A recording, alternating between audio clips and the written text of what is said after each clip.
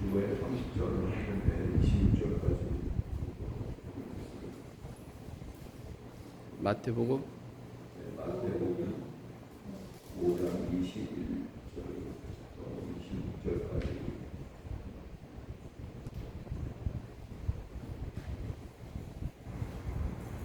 마태복음 5장 21절로 26절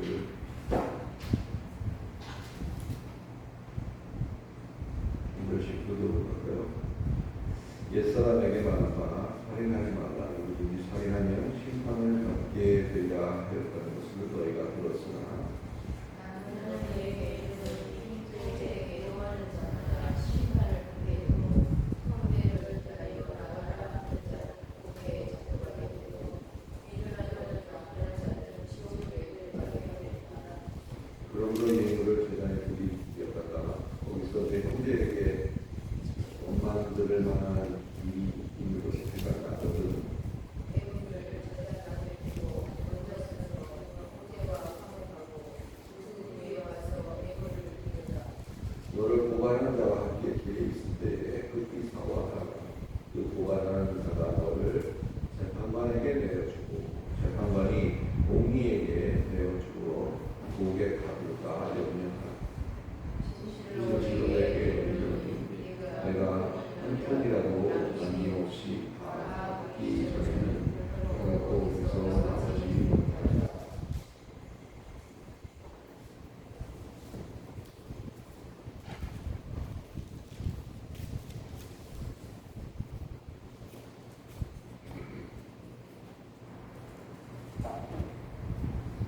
현상수를 지금 살펴보고 있어요.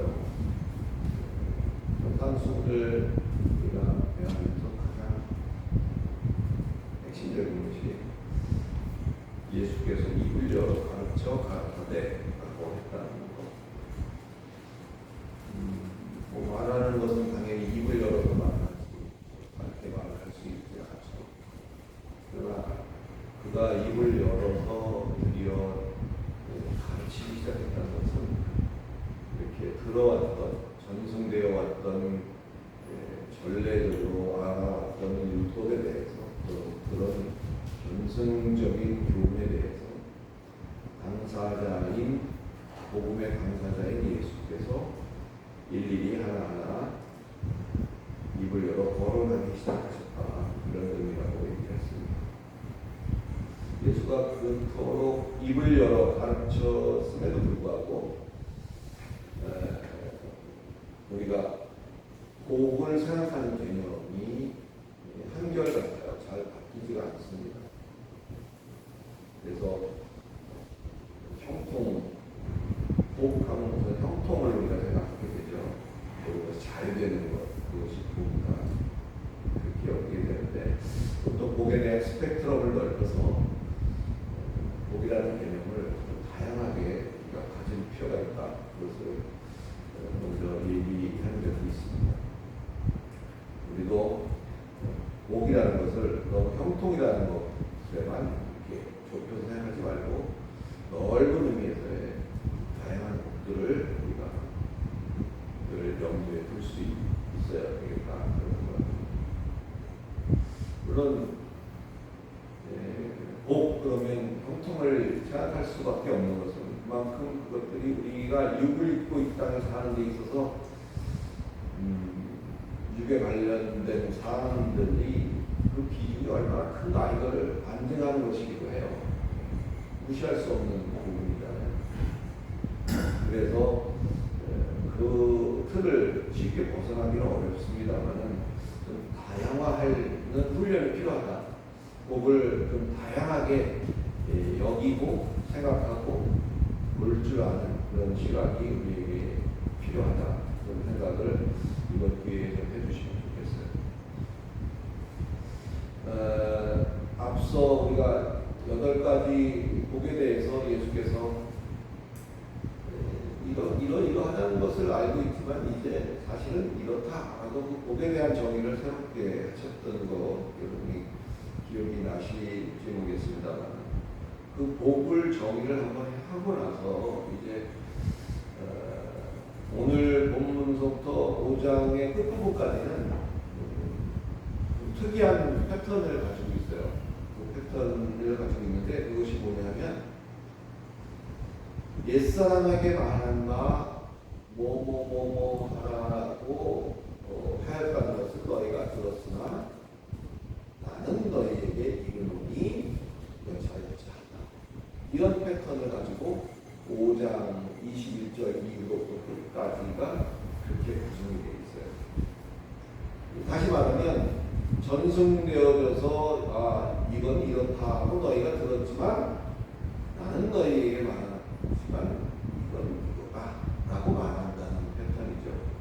이게 21절도 그렇고 오늘 본문이 속해 있는 또 오늘 본문으로 해놓고 읽지 않은 27절에도 있고 31절에도 있고 33절, 38절, 43절 이렇게 보면 거기가 전부 뭐뭐뭐라고 하였다라는 것을 들었으나 나는 너희에게 이르노니 이렇게 말한다.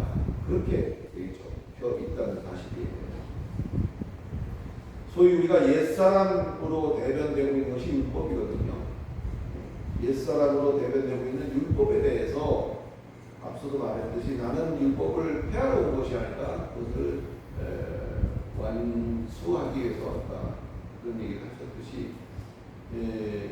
이걸 폐하려는 게 아니라 그 지키되 그 의미적으로도 온전하게 지킬 수 있는 그래서 율법의 참 의미를 말하시는 데에 이 뒷부분을 할애하고 있다. 그런 것을 우선 우리가 놓치지 말아야 될 것 같습니다. 그래서 옛사람에게 말한 바 오늘 제일 첫 번째 다루고 있는 게 뭐죠? 살인에 대한 생각입니다. 21절 우리가 보니까 그랬죠? 옛사람에게 말한 바 살인하지 말라. 우리 살인하면 심판을 받게 되리라 하였다는 것을 너희가 들었으나 나는 너희에게 이르노니 이렇게 전개가 된다.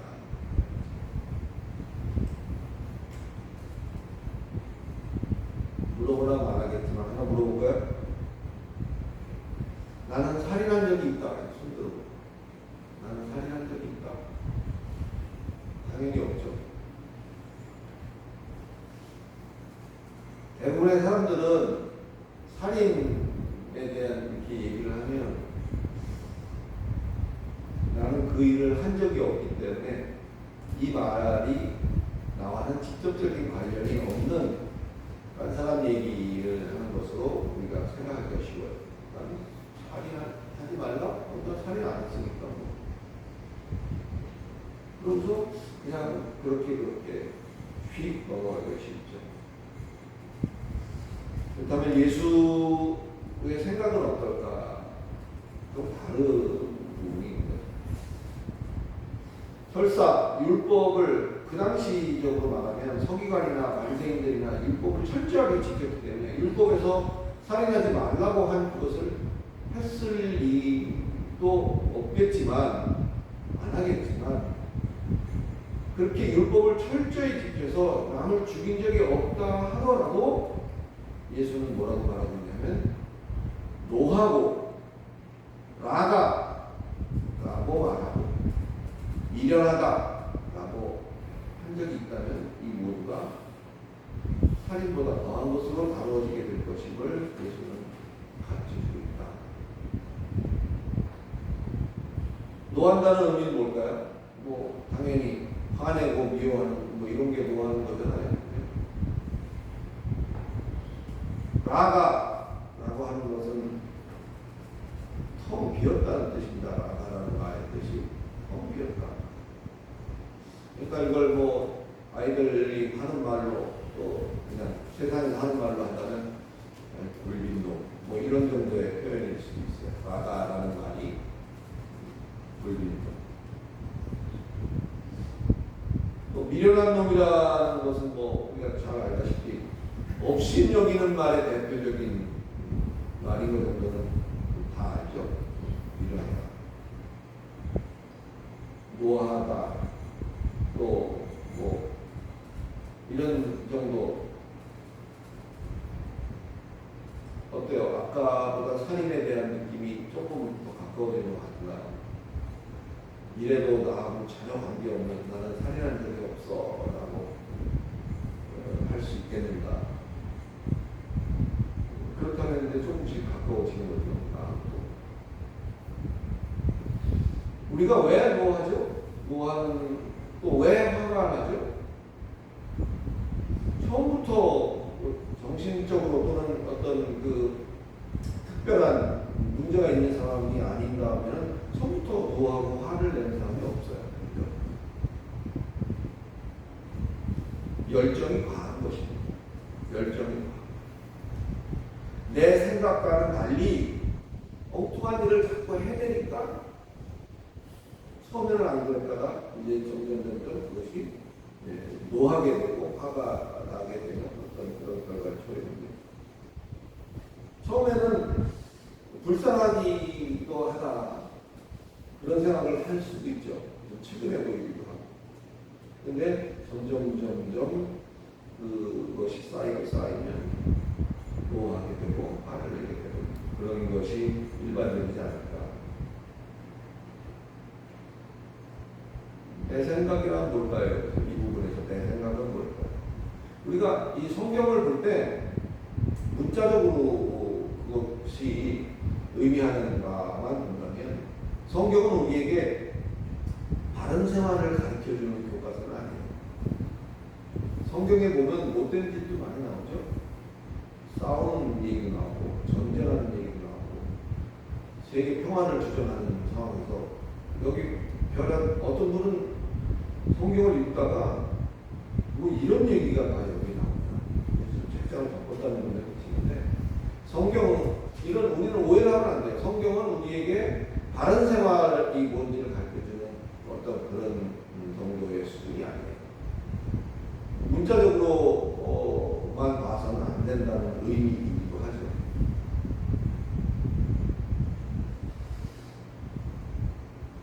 내 생각과 다르기 때문에 내 생각과 다른 엉뚱한 짓을 계속 해야 되는 것에 대해서 이제 노하게 되고 화가 나게 되는 것이다 라고 한다면 여기 내 생각은 뭘까요? 여러분 우리가 그러잖아요. 여러분들이 오늘날 이 자리에 있기까지 하나님이 여러분을 인도하셨던 과정들은 아마 책으로 쓰라고 해도 몇 권 분량이 나올 수 있는 거 아니겠어요? 그런 과정들을 다 각각 다른 길들을 걸어서 여기까지 오신 거죠. 그래서 경험적으로나 또는 체험적으로 여러 가지 지식적으로 우리가 알고 있는 것들의 결론을 보면 예수만이 살 길이고 예수만이 생명이다 라는 것을 우리가 뼈저리게 알고 통감하고 느끼고 그랬기 때문에 오늘날 이 자리에 있게 된 것이 아닙니다. 그러니까 우리는 내 생각이라는 것이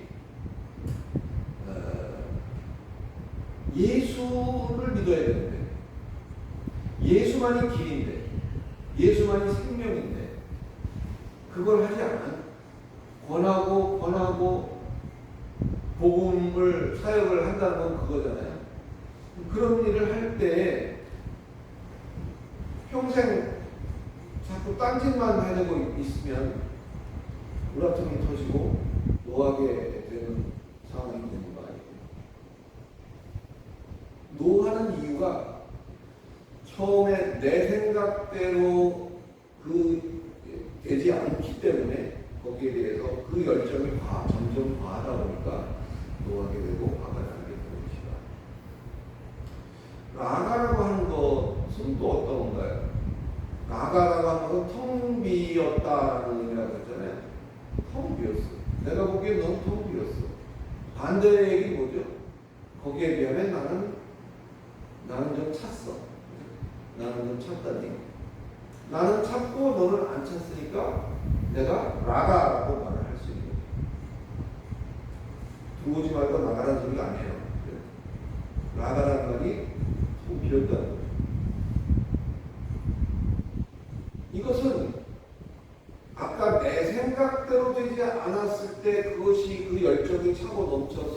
노하게 되고 분을 내게 되고 화를 내게 되는 결과를 가져왔다면 오늘 상대방을 향해서 또 형제를 향해서 라가라고 하는 것도 자기 기준에 미치지 못하기 때문에 나오는 행동이에요.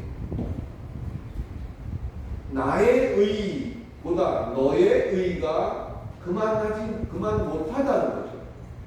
나의 의는 이런 정도 수준이네. 너의 의는 이런 정도 수준이니까 텅 비었네, 텅 빈 놈, 벌빈 놈, 뭐 이런 말을 하게 된다는 것이죠. 자기 의가 기준이 돼서 남을 판단하게 되는 것, 그것이 바로 형제를 향해서 나라고 말하는 것이다. 나는 지혜로운데 너는 그렇지 못했나? 너는 텅 비었구나. 나는 있는데 너는 없구나. 이런 것에 대한 비아냥적인 표현이다 말할 수가 있죠. 또 여기서 말하는 미련한 놈이라는 것은 세상 이치에 모자라서 미련하다는 것과는 좀 다른 거예요. 예수 믿고 이 땅에서 복 받는 것보다 더 중요한 하나님 나라의 영광, 이런 것들을 우리가 전하고 전파하려고 할 때 그런 것들을 미련한 일로 여기고 한심한 일로 여기고 듣기 싫어하고 배척하는 것, 그것을 통틀어서 그런 사람을 향해서 미련하다 이렇게 말을 한 것, 그것을 미련한 놈이다라고 말하는 것이다 라고 설명을 해볼 수가 있습니다. 사랑하는 성도 여러분, 어때요? 내가 사람을 죽인 적은 없지만 지금 예를 들어서 분이 나고 화가 나는 이유, 또 그를 향해서 라가라고 내가 했던 이유, 또 그를 미련하다고 했던 이유, 이런 것들을 우리가 볼 때 비록 내가 사람을 어찌저찌 해서 죽인 적은 없지만 그 살인이라는 말이 특정한 어떤 막대먹은 사람들만이 저지를 수 있는 그런 만행이라고만 말할 수가 있을까요? 바로 내 자신이 결코 여기에서 아주 자유롭지만은 않다는 것을 우리가 인정하고 우리의 눈이 열려서 그 상대방의 생사, 목숨에 죽고 사는 문제를 비롯하여 그의 영이 살아나고 죽을 수 있는 어떤 그런 것까지도 관심을 가지고 그것을 위해서 먼저 된 자로서의 행할 바를 잘 감당할 수 있는 저와 여러분이 되시기를 간절히 축원합니다. 이렇게 살인이라는 게 특별한 사람에게만 해당되는 것이 아니라는 것도 우리가 인식을 해야 비로소 그 뒷부분 23절로부터 26절의 내용들이 또 이해가 될 수 있는 거예요. 잘 살펴보면 이 내용이 특정한 사람을 대상으로 하고 있다는 것을 알 수 있어요. 누구를 대상으로 하는 말일까요? 23절 보니까 그거 같이 한번 읽겠어요. 23절 같이 시작. 그러므로 예물을 제단에 드리려다가 거기서 내 형제에게 원망 들을 만한 일이 있는 것이 생각나거든요.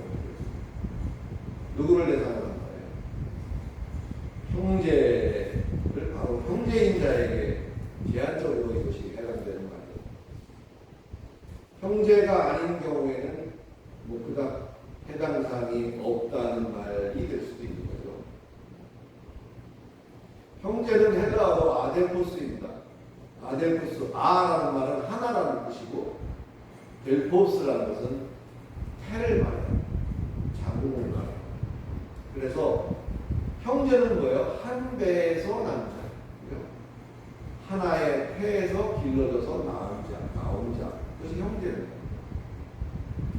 가만히 이치적으로 생각해봐도 형, 아우, 오빠, 다 한 태에서 나왔다 이렇게 생각할 수 있는 거죠. 같은 태에서 길러졌다는 것은 교훈이 같다는 의미입니다. 교훈이 같다. 같은 태에서 났다는 것은 같은 교훈으로 길러졌다 이렇게 볼 수가 있습니다. 가치관이 다르고 추구하는 바가 다른 그런 관계에 있어서는 아까 말씀드렸듯이 오늘 교훈이 그렇게 직접적이지 않을 수도 있다는 것을 우리가 알고 있어야 될 사안이다. 자, 이제 살인의 참 의미는 우리가 알았으니까 이제 그 실천적인 측면을 다루고 있는 것을 볼 수가 있는데, 첫째 상황은 어떤 상황이죠? 첫째 상황은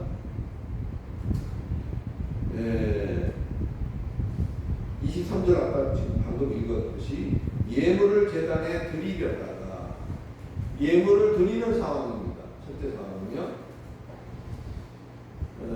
예물을 드리는 상황은 하나님께 드리는 제사를 의미합니다.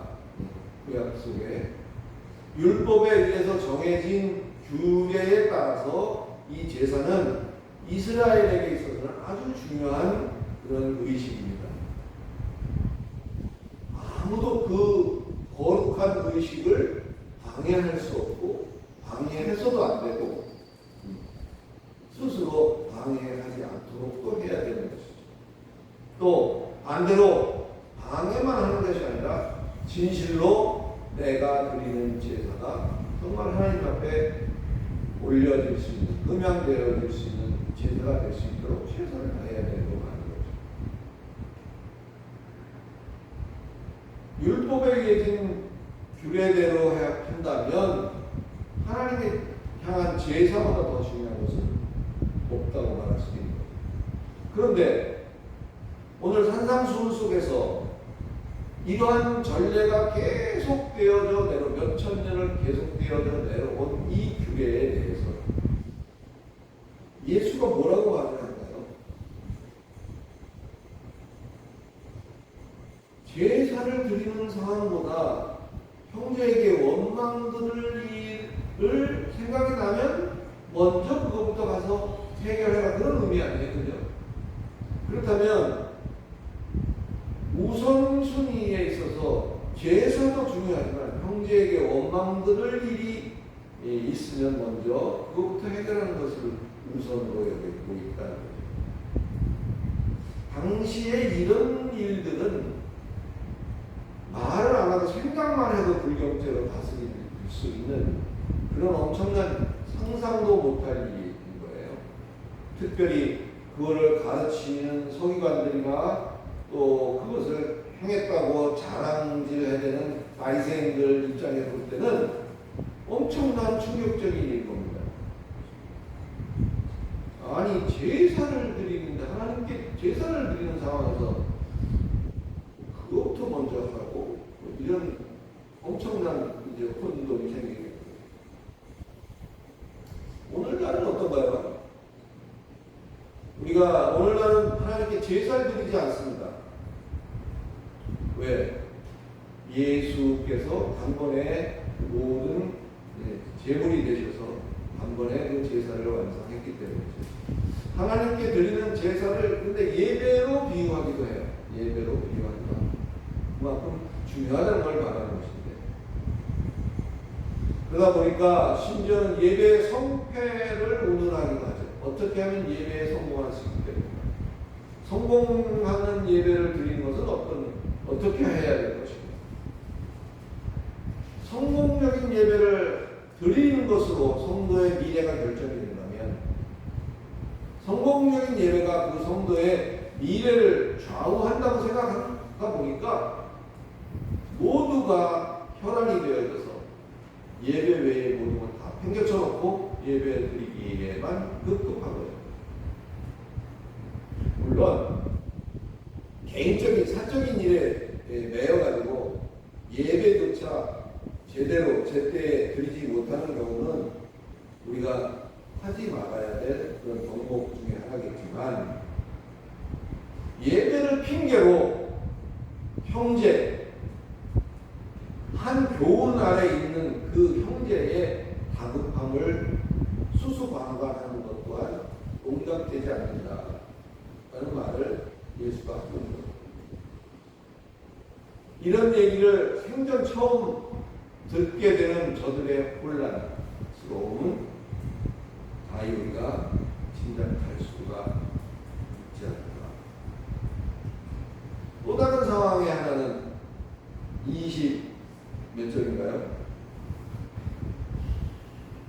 25절입니다. 25절 같이 한번 볼까요? 25절 한번 봅시다. 시작. 너를 고발하는 자와 함께 길에 있을 때에 극히 사과하라. 그 고발하는 자가 너를 재판관에게 내어주고 재판관이 옹리에게 내어주고 그에게 가져다 연명하라. 요거를 우리가 이해하는 데 있어서 한 가지 참 중요한 것이 있어요.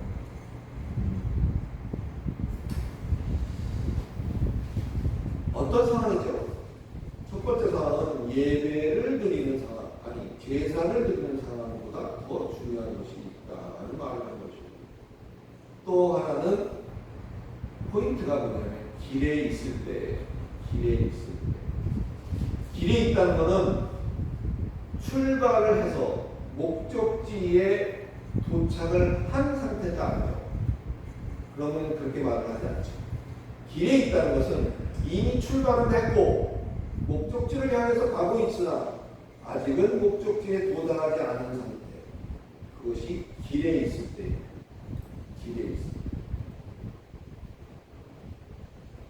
사랑하는 성도 여러분, 여러분은 지금 어디에 있죠? 의자에 앉아있죠. 교회에 있죠. 우리는 출발을 해서 목적지로 가고 있는 길 위에 있는 사람들입니다. 저와 여러분은 길 위에 있는 거예요. 그 길 위에 있다는 것은 살아있는 동안이라는 표현으로도 가늠할 수 있고 우리의 생애 가운데라고도 말할 수 있어요. 태어나서 죽는 그것을 종점이라고, 목적지는 아니겠지만 종점이라고 생각한다면 태어나는 것이 출발점일 것이고 태어나서 이제 지금 어느 만큼 가고 있는지 길 위에 우리는 있는 것이다.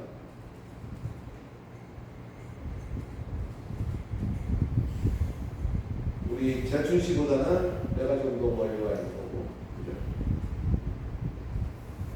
각자 어디에 있는지는 자기에게 물어보면 알겠죠. 그런 만큼 우리는 아직은 길 위에 있는 거예요.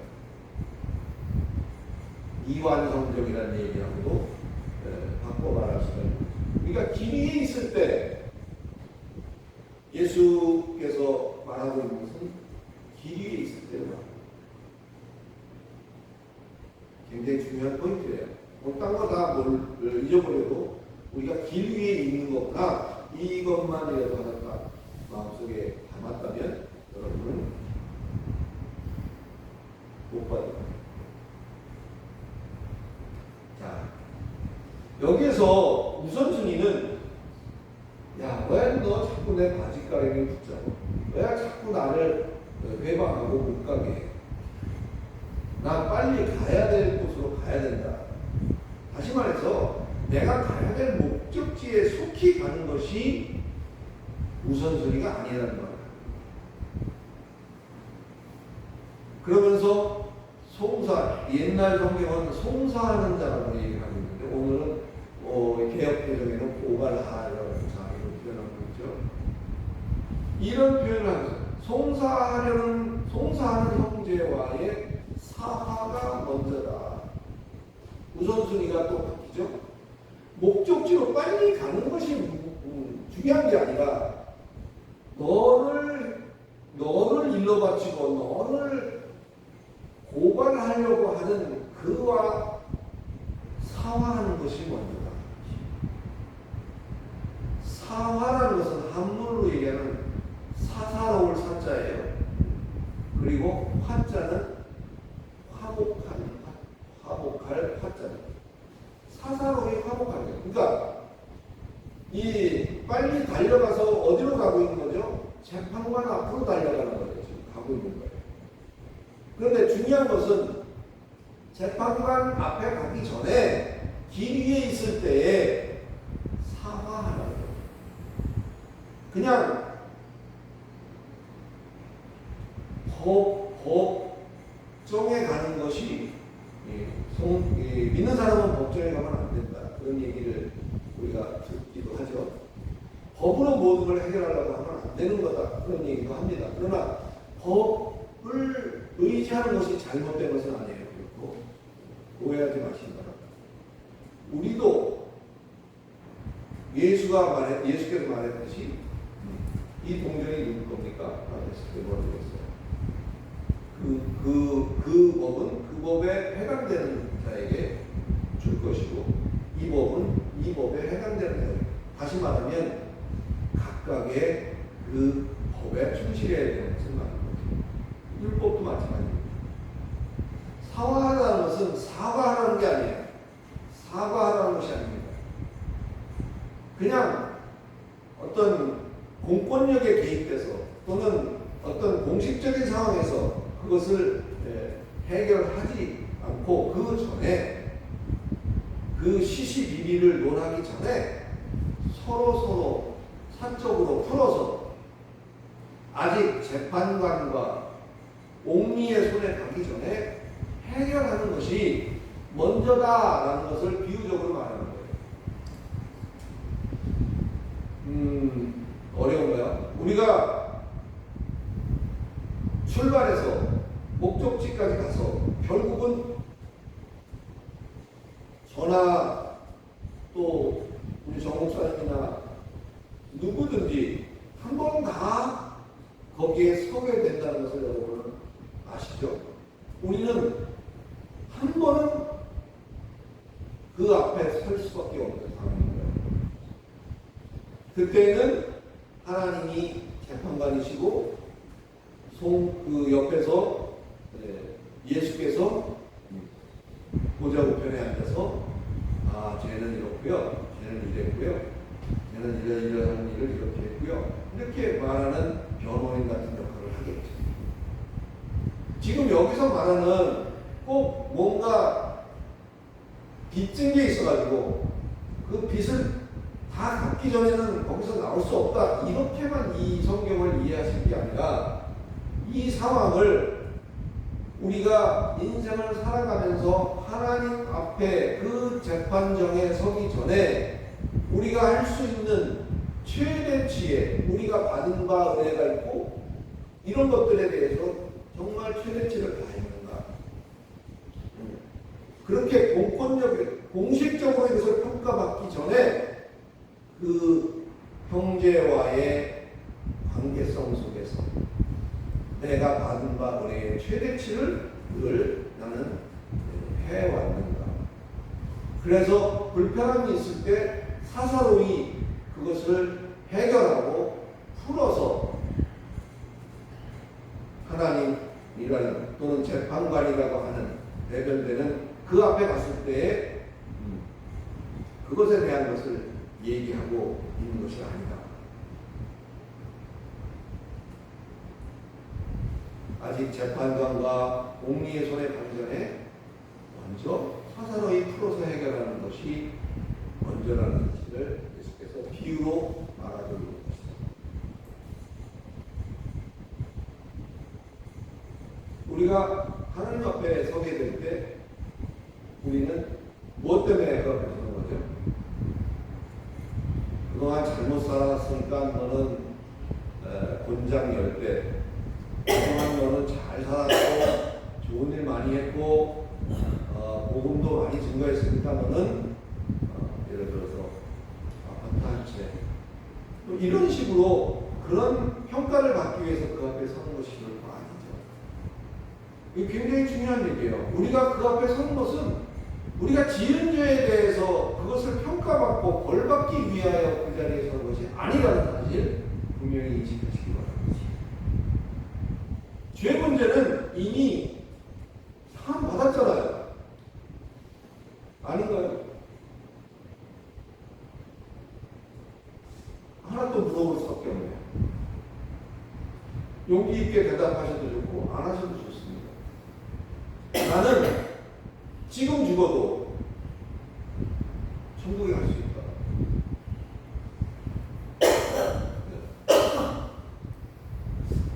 내가 옛날에 어떤 아는 사람한테 물어봤어요. 굉장히 열심히 한 사람인데 지금 죽으면 천국 갈 수 있어요? 그랬더니 즉답을 안 하더라고요.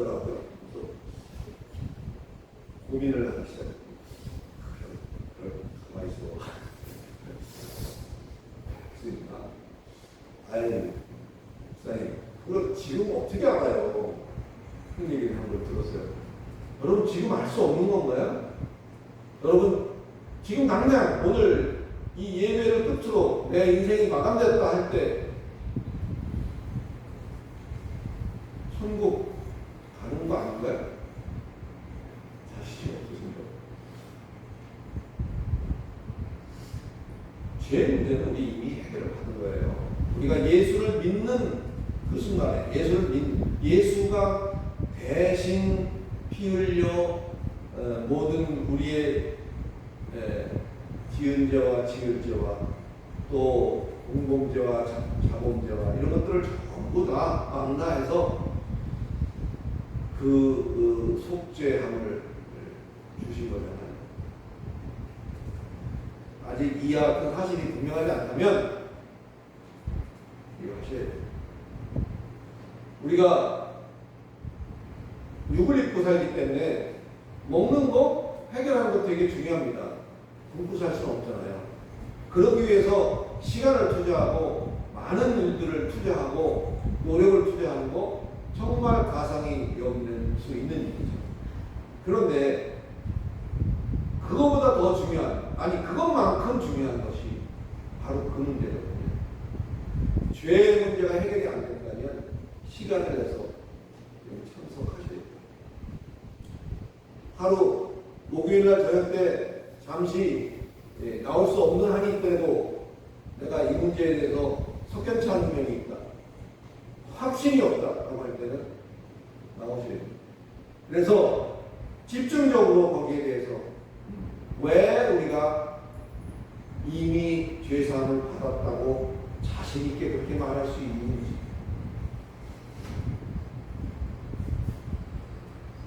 그 부분에 대한 것들은 따로 별도의 세미나를 통해서 여러분께서 확인하시고, 또 구원을 확신을 가진 분도 그와 같은 우리 속에서 재상, 제사 확인하고 또 확인해서 새로운 용기와 힘을 얻어서 또 나가서 세상 속에서 견디는 거죠. 세상과 싸워서 이기는 게 아니에요. 세상 속에서 견디는 거예요. 세상 속에 우리의 자리매김을 하고 그것을 견디는 거예요. 그 견디는 것을 하나님은 이긴다, 이겼다라고 평가해 주십니다. 그래서 그 앞에 서기 전에 소위 기회가 있을 때, 아직 길 위에 있을 때에 이렇게 저렇게 사사로이 원만히 불편한 관계, 또 뭐 금전적인 거 또 여기에 포함될 수 있어요. 다양한 것들이 이 안에 포함될 수 있어요. 형제와의 관계성 속에 그와 같은 것들을 원만히 그러한 자리에 서기 전에 기회 있을 때, 자꾸 반복적으로 얘기합니다만 기회가 있을 때, 아직 길 위에 있을 때 그와 같은 것들을 사사로이 원만히 해결하는 것이 정말 얼마나 지혜로운 일인지 모릅니다. 또 그렇게 했던 많은 것들이 하나님 앞에 섰을 때 우리의 공적으로 이제 책을 펼치죠. 이상모 몇 년생 이렇게 하지는 않겠지만 이렇게 펼쳐서 봅니다. 어떤 일을 했고 어떤 일을 했고, 이거 정말 참기 어려운 일도 참았고 이거를 믿음으로 이걸 이겼구나. 이런 것들이 다 뭐 어떤 분은 비디오처럼 이렇게 쭉 뭐 상영이 된다고도 합니다만 가보자라는 확실한 건 모르겠고, 어떤 방식이든 리뷰가 되는 거예요. 그 삶이 리뷰가 될 때 그 리뷰 속에서 특별히 이렇게 이런 일들,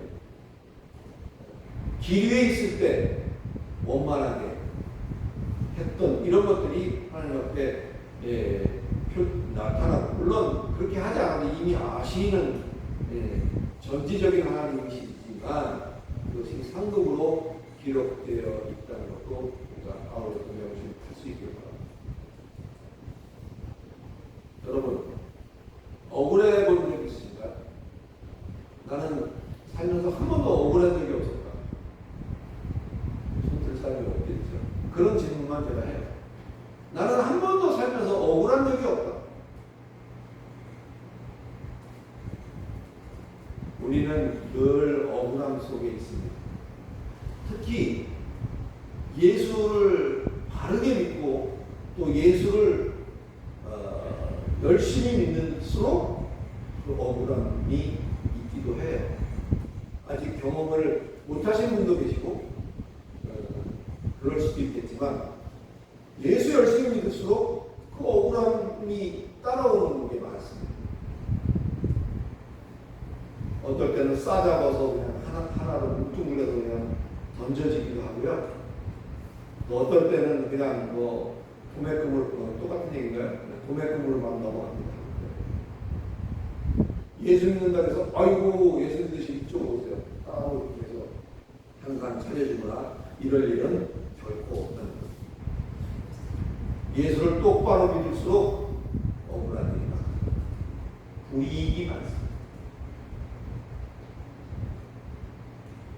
또 억울해 본 적도 있지만 본의 아니게 내가 부지불식간에 아직도 모르는 거가 있을 수도 있어요. 여러분 모르고 있는 가운데서도 나로 말미암아 남을 억울하게 한 적도 있을 거예요. 나는 한 번도 남을 억울하게 해본 적이 없다. 뭐야? 이것도 손들 사람이 없잖아요.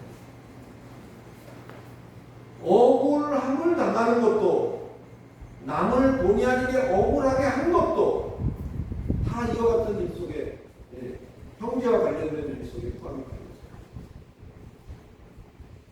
누구에게나 있을 법한 그런 흔한 경험이지만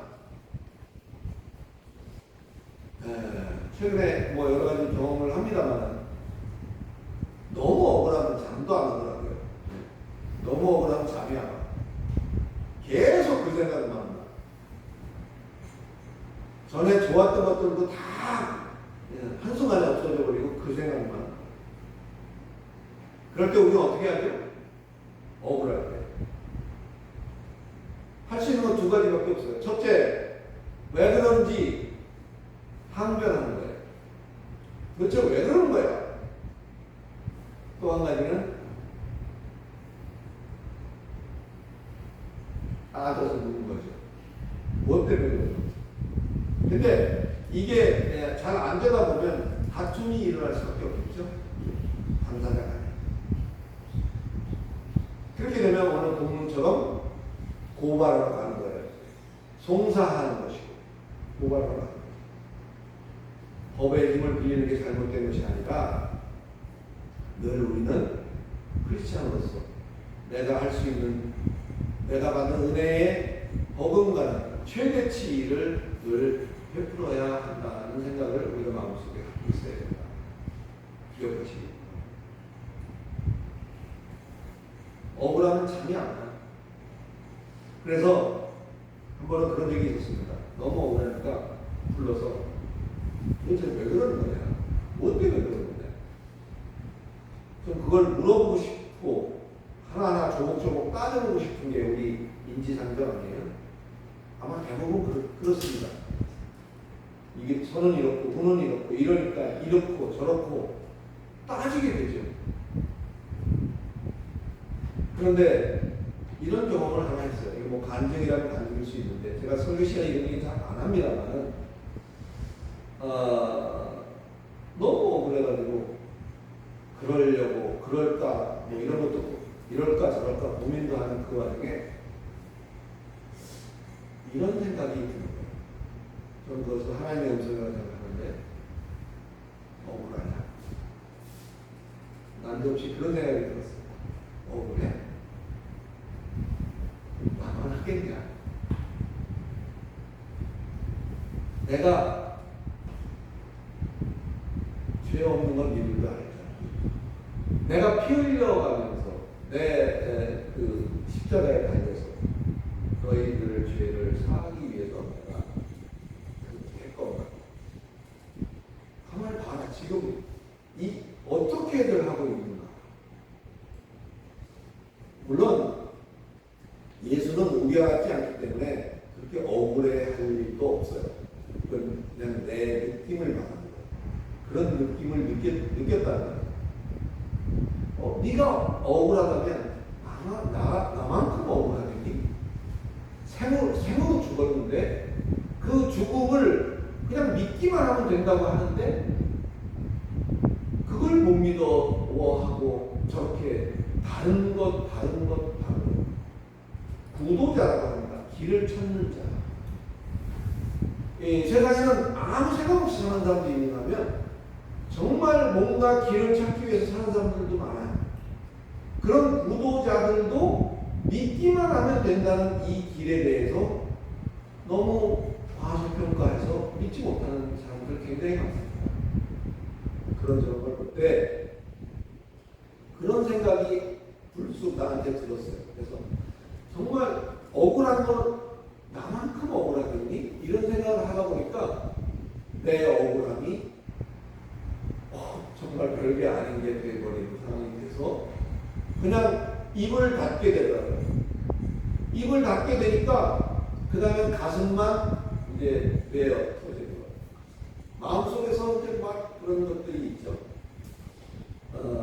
뭐 더 길게 얘기할 사항은 못 될 것 같고. 그래서 오늘 얘기하려고 하는 핵심은 우리가 길 위에 있다는 것이 어떤 의미인지를 한번 생각을 하셔서 그런 것들을 형제와의 관계성 속에서 정말 그 앞에 서기 전에 해결하고 정말 억울함에도 불구하고 그것은 두 가지가 있어요. 억울함을 내가 주었을 수도 있고 또 반대적으로 그 억울함을 내가 받았을 수도 있겠죠.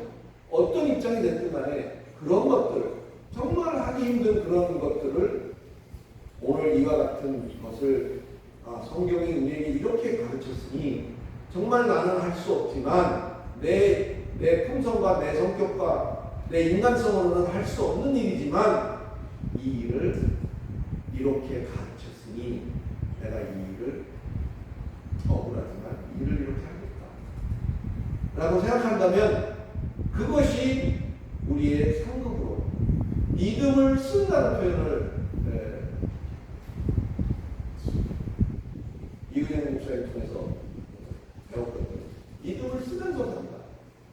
우리가 믿음을 쓰면서 산다는 게 어떤 걸까요? 믿음은 그냥 따로 이렇게 보관하는 게 아니에요. 믿음은 그것을 가지고 실제로 삶 속에 뛰어들어서 그 믿음을 사용하고 이용하고 활용해서 세상에서 견뎌나가는 것이 그 믿음의 가치인 것입니다. 그런 것들을 생각할 때 조금 더 현재 내가 감당해낼 수 없는 억울함도 이와 같은 것으로 다 감당될 수 있을 거다. 그런 생각합니다. 오늘 좀 말이 길었습니다만 말씀을 정리하고 마치도록 하겠습니다. 예수를 우리는 사랑이라고 해요. 하나님도 사랑이다 이런 이야기를 하는 이유는 이런 지금 예수께서 입을 열어 가르쳐 가라사대 살인하지 말라. 또 너희가 길 위에 있을 때 급히 그런 생각나는 일이 있으면 먼저 가서 사과하라. 이런 가르침들을 쭉 놓고 볼 때 우리는 그와 같은 이유 때문에 예수를 사랑이다, 하나님을 사랑이다라고 할 수 있는 거예요. 절대 권위인 율법을 펼치고 행하는 그 기본적인 틀에 그 저변에는 사랑이 깔려있기 때문에 그러니까 율법만을 보지 말고 그 율법이 깔려있는 율법 속에 깔려있는 기본적인 사랑의 생각들을 우리는 이거야 한다. 이러한 것들은 예수의 공생의 전반에 걸쳐서 그 활동 속에 골고루 담겨져 있습니다. 그래서 그것들을 우리가 읽을 수 있어야 비로소 그 가르침이 바르게 깨달아지기도 하는 것입니다.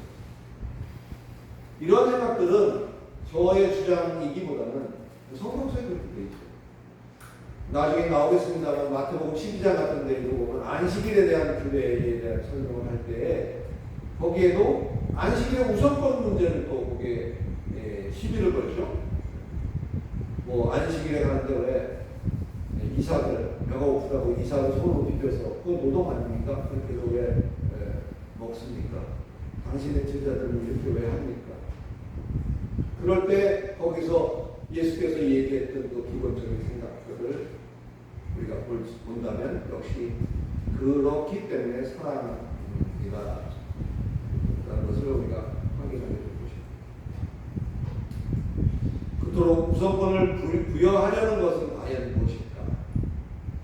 오늘 본문이 깨끗한 예물, 화목한 예물, 그거를 하나님 기뻐하시고 남의 돈 송사당하기 전에 얼른 갚아야 기뻐하시고 뭐 이런 형이하학적인 접근에서 좀 이제 놓아져서 진정 우리가 마음에 남아야 할 것은 이 원망과 송사와 사화 모두가 다 복음과 진리의 빛, 우리가 지고 있는 저와도 빛 지고 있는 게 있죠.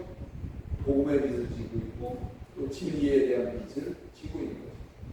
이런 것과 관련이 있다는 사실을 우리가 잘 깨달아서 정말 뭘 위해서 우리가 살고 정말 뭘 위해서 우리가 존재하는 것인가 이런 것들을 다시 한번 돌아보는 계기로 삼는 복된 저와 여러분이 되시기를 예수 그리스도의 이름으로 축원합니다. 기도하겠습니다. 거룩하신 하나님 은혜를 감사합니다.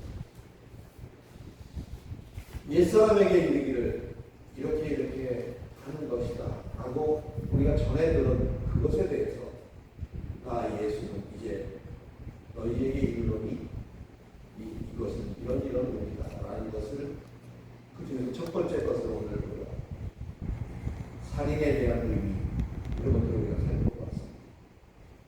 내가 누구를 목숨을 끊게 하고 누구를 목졸라 또는 이 세상을 떠나게 한 적은 없을지라도 내가 혹여라도 나의 먼저됨과 나의 의의가 다른 사람을 향해서 그와 같은 칼과 그와 같은 무기로 그에게 표출되고 그를 강타하진 않았는지 생각해 볼 수 있는 기회가 되게 하시고 감사합니다. 아직 그런 경험이 없다 할지라도 이제 그 생각의 폭을 넓혀서 우리가 살아가는 삶, 그 삶의 가운데서 정말 참기 어려운 것들도 믿음으로 우리가 참고 견디고 이길 때 그것이 우리에게 상급이 될 수 있다는 사실도 우리가 희망적으로 우리 가슴에 새기고 어려운 세상 다시 한번 용기를 내서 살아나갈 수 있는 복된 우리가 되도록 하나님께서 도와주시고 인도해 주시옵소서. 예수 그리스도의 이름으로 기도드리옵나이다. 아멘.